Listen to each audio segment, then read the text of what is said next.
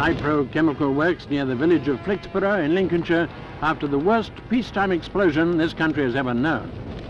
Smoke and flames rise over 100 feet in the air, and 30 fire engines on the scene worked through the night trying to bring the fire under control.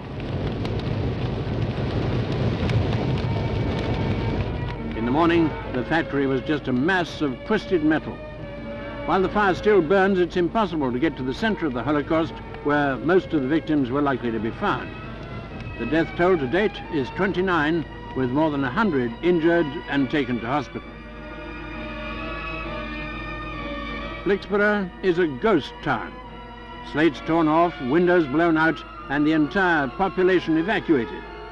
Eventually, 10 villages in an area covering several miles downwind of the fire were evacuated out of range of the mile-high cloud of smoke, which it's feared may be poisonous.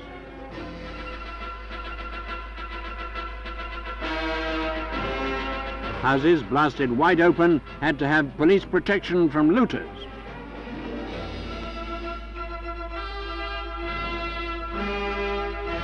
Firemen were handicapped by insufficient water pressure.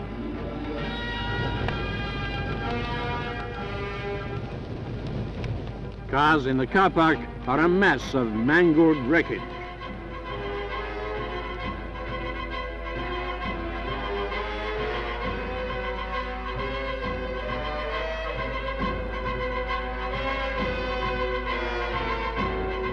Nobody knows how it happened.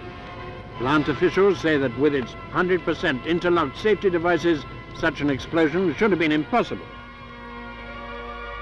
As the fire still smoulders, experts search for evidence. A government inquiry is urgently needed, and one minister calls for ways of keeping dangerous industrial processes away from people's homes. But the vital question is, how can it be prevented from ever happening again? Officers of the Metropolitan Police on traffic patrol.